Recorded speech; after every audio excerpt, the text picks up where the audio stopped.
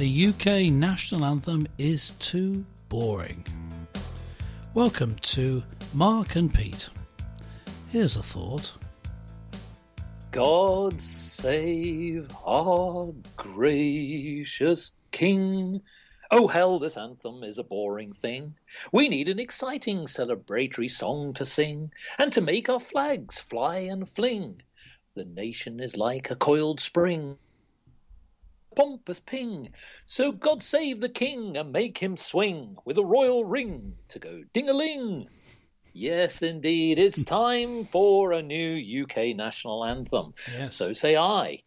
Well, in terms of the origins of the current national anthem, we'll explore that in a little bit more detail. It's murky, and definitely it's verbose. I just do not like the fact that we've got a boring anthem.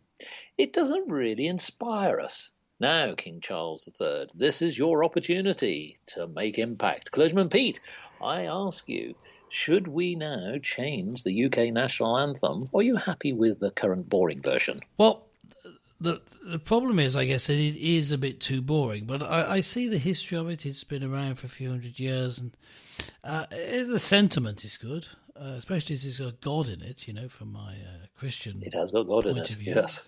God save the King, or as it was, God save the Queen. So because of that, I've got a couple of suggestions. You can make it a bit faster.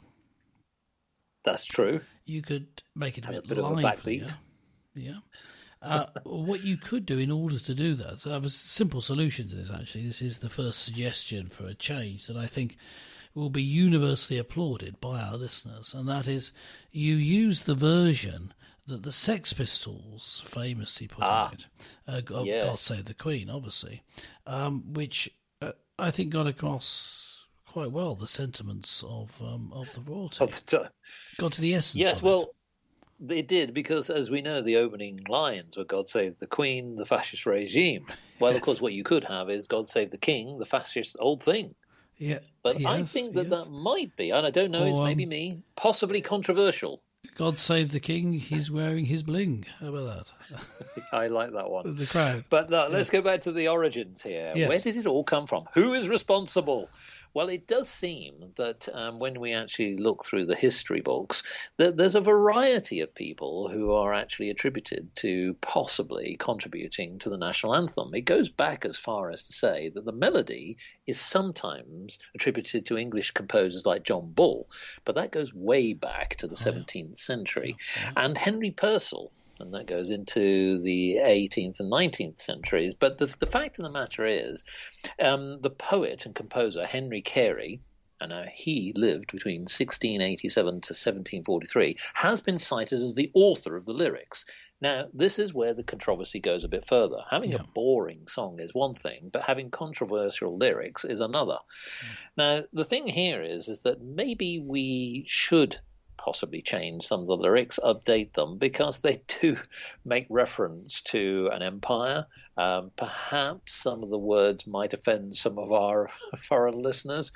And so when you actually think about the UK national anthem, it isn't just one verse. No. There's several verses. Yes. So here's my take on what we should do, Clergyman Pete. Yes, go ahead. Now, for UK listeners, this will resonate quite successfully. And I'm going to refer to Billy Connolly, the great comedian himself, who quite rightly pointed out that we do have a boring national anthem. And his suggestion is one which I could see working very well, which is the radio show, the theme tune to the radio show, The Archers.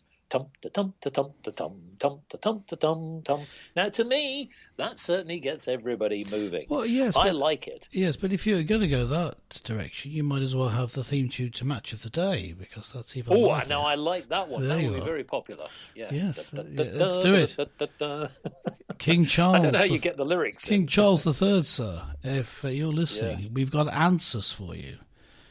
Listen to Mark and Pete. We always have the answers. That's the solution, because you need a new, exciting.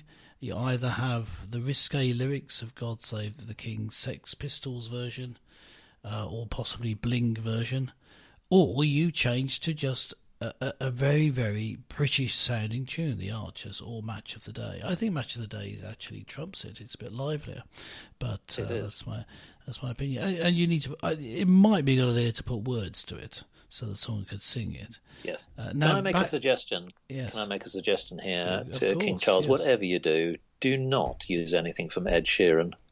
Yes. We'd accept almost anything, but even we do have our limits. Well, I think, of course, we welcome your opinion. Well, I'm not sure we would, but you'll probably give it anyway. So go to markandpete.com, make sure you're subscribed, and just leave a comment on this and every episode. And it'd be great to hear from you. But from Mark and myself. Well, that's a royal wrap then. Yes. Yeah. Well, that we didn't even discuss the possibility of having some hip-hop royal anthems. But before we go in that direction, then we're going to close the show immediately because we do not want to hear you rapping. So bye for now, everyone. Catch you next time.